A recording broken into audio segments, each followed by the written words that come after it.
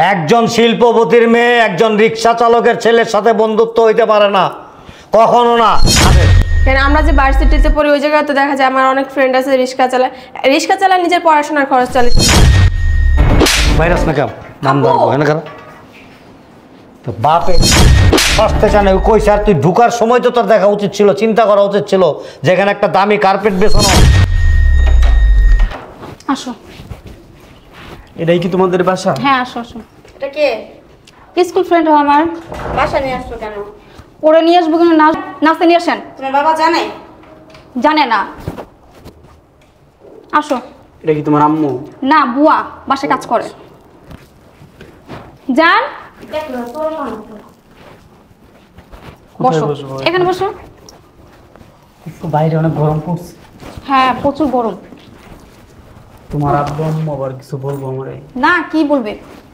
না, তাও তো তোমাদের বাড়ি কত বড় বাড়ি, আমরা তো থাকি বস্তিতে। সমস্যা কি? এটা কি বাস্তবের গাছ? না না, প্লাস্টিক। এটা প্লাস্টিক? হ্যাঁ দেখো তো না। আচ্ছা, ওইটাও কি অরিজিনাল গাছ? না, আর্টিফিশিয়াল গাছ এগুলো। একদম বাস্তবের মতো লাগে। সুন্দর না? অনেক সুন্দর। তোমাদের বাসাটা না অনেক সুন্দর। পছন্দ হয়েছে তোমার? অনেক পছন্দ। আম্মু। আসসালামু আলাইকুম আন্টি। আমার আম্মু এটা। এটা তোমার আম্মু? হ্যাঁ। তোর ফ্রেন্ড না? জি। সে ভালো আছে বাবা? এই তো আছি আন্টি, আলহামদুলিল্লাহ। বসো বসো বসো। রাস্তা দিয়ে জন্য বউ এখনো? সে কখন বলছি বুয়ারে দিতে। ঠিক আছে, তোর গল্প কর, আমি দেখতেছি। আচ্ছা আম্মু। গল্প করো বাবা। তুমি কিন্তু আমাদের বাসায় যাইবা। হ্যাঁ যাবো। ঠিক আছে, কবে যাবো? দেখি সময় পেলে যাবো। আমাকে অনেক আদর করে ভালোবাসে। কাজের বোর্ড আমার দিকে কেমনে তাকাই রয়েছে।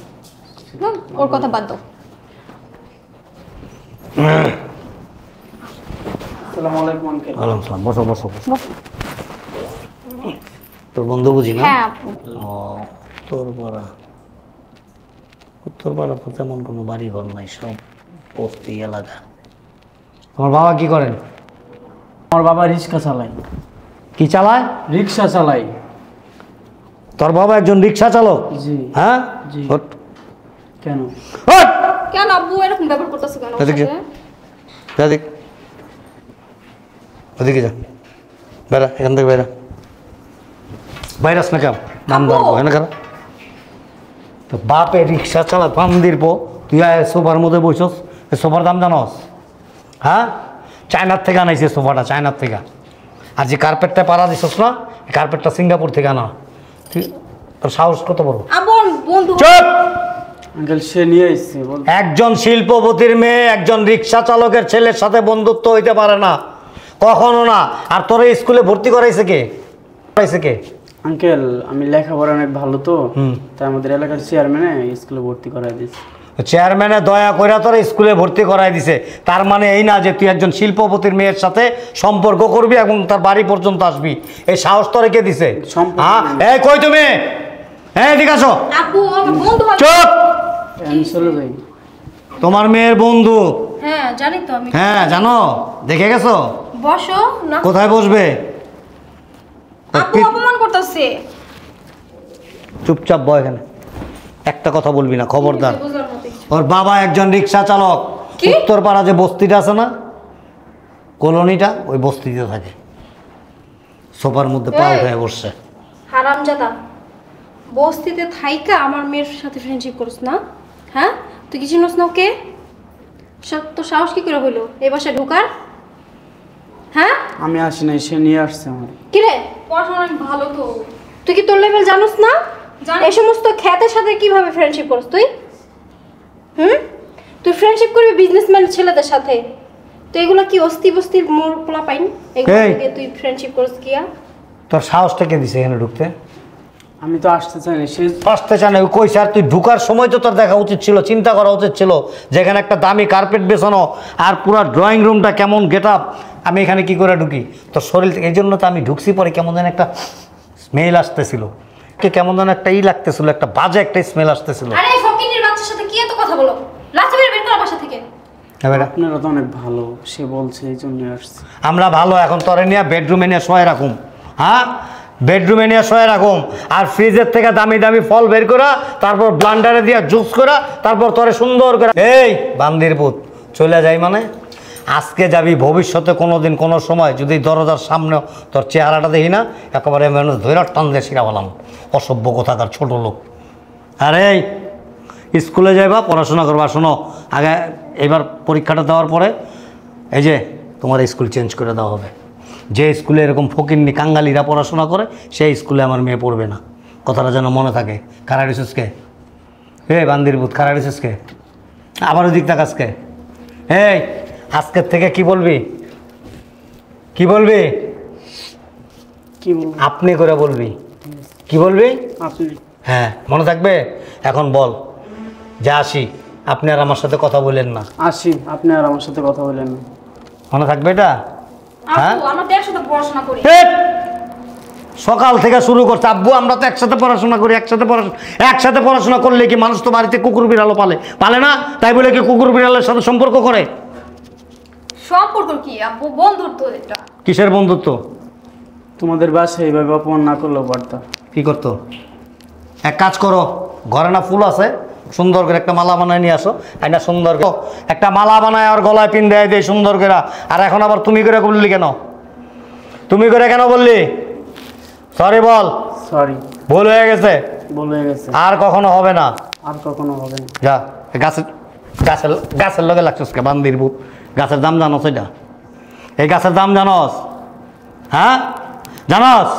জানবি করতে গা, চিনস তো কচুরি বানা।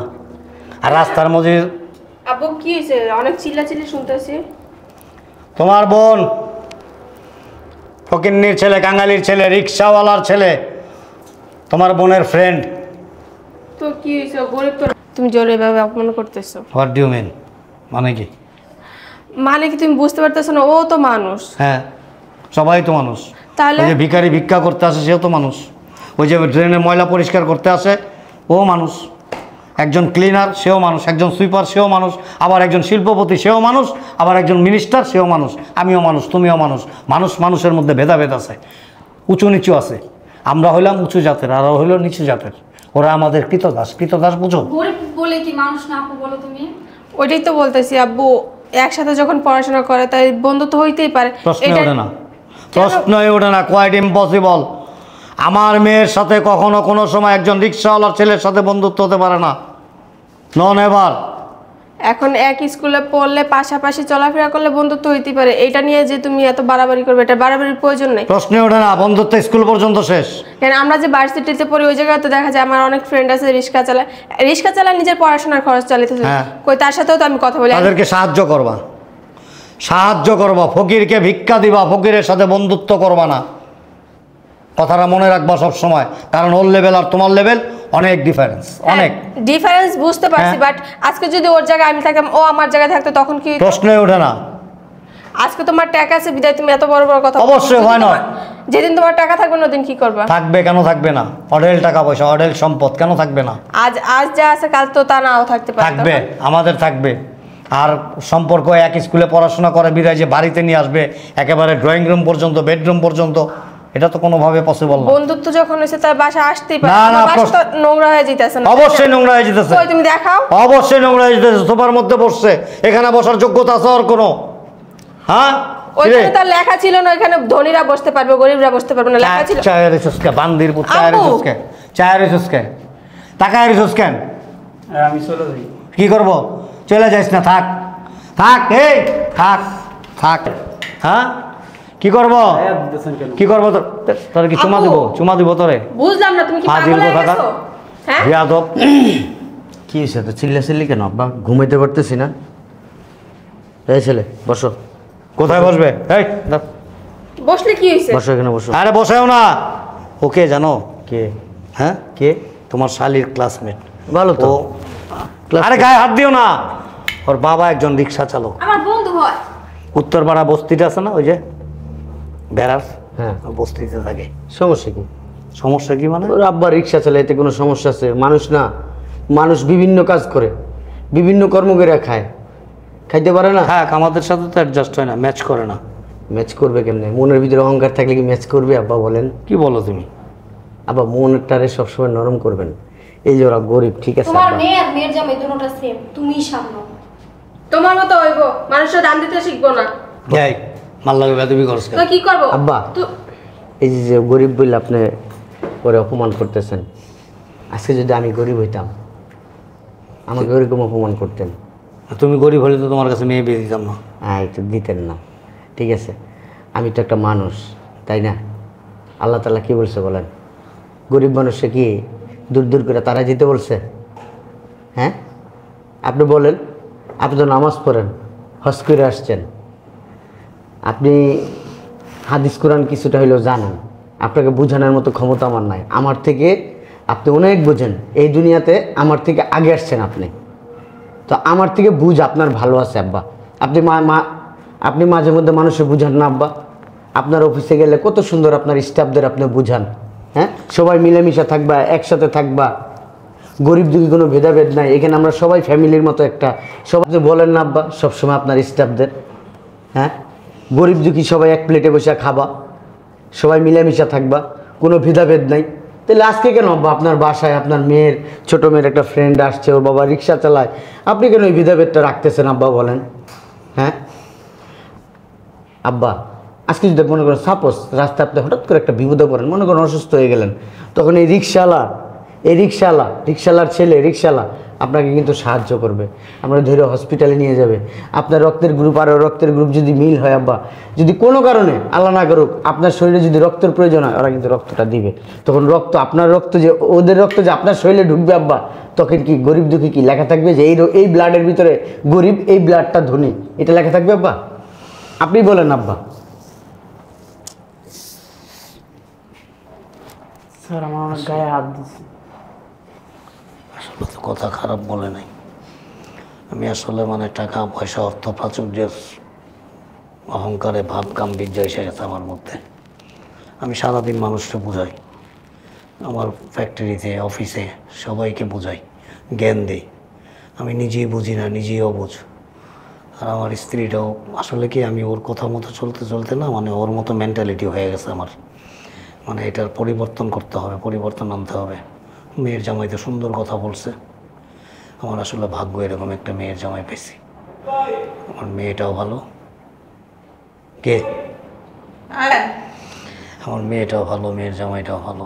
আসলে আমি খুব ভাগ্যবান, আমি মেয়ে পাইছি ভালো, মেয়ের জামাইটাও পাইছি ভালো। ওর ভিতরে কোনো হিংসা নাই, অহংকার নাই, গাম্ভীর্য নাই, ওই সত্যিকারের মানুষ। আমি আসলে দিন দিন কেমন জানি হয়ে গেছি, একমাত্র আমার স্ত্রীর কারণে। আমার স্ত্রীটা একটু অহংকারী, ভাব গাম্ভীর্য ওর মধ্যে কাজ করে, আর ওরে ফলো করতে করতে আমি ওর মতো হয়ে গেছি। এটা পরিবর্তন আনতে হবে, রাইট? ওঠো, যাও, কি বলে শোন। শোনো, আমার বুকে আসো, তুমি কিছু মনে করো না, হ্যাঁ?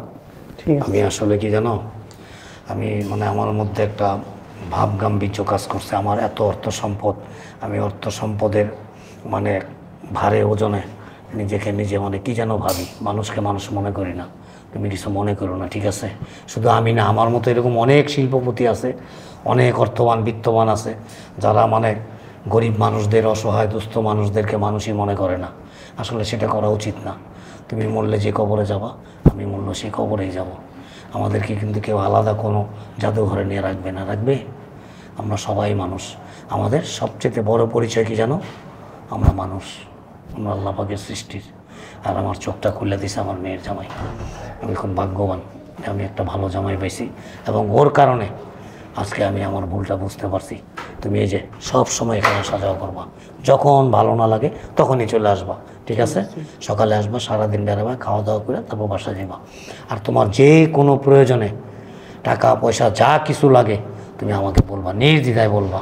আর তোমার বাবাকে নিয়ে আসবা, আমার অফিসে একটা চাকরি দিয়ে দেবো, ঠিক আছে? তোমার বাবার আর রিক্সা চালাইতে হবে না। খুশি? বসো, নাস্তা রাস্তা করে তা তারপর আসি আজকে, আমি কালকে আবার আসবো। আরে বসো, গল্প করি, বসো। যাও। যাও, আমাদের জন্য একটু নাস্তা দাও। আচ্ছা ঠিক আছে। যাও, তুমি যাও, ড্রেস চেঞ্জ করো, বসো বাবা। আচ্ছা, নাস্তা রাস্তা করে তারপর যাও। শোনো, এই যে আমার শ্বশুর এত অহংকার করে, আমি কিন্তু অহংকার করি না। এই যে বস্তি বস্তি বলে না বারবার, আমার কাছে মানে আমার টাকা পয়সার দিক দিয়ে আমার শ্বশুররা কিন্তু বস্তি আবার, কিন্তু তারপরেও আমি এই বস্তিতে বিয়ে করছি। কী জন্য জানো? আমার শ্বশুরের মনটা আবার এমনি ভালো। ঠিক আছে, চলো ডাইনিং টেবিলে চলো, খাবো, আসো।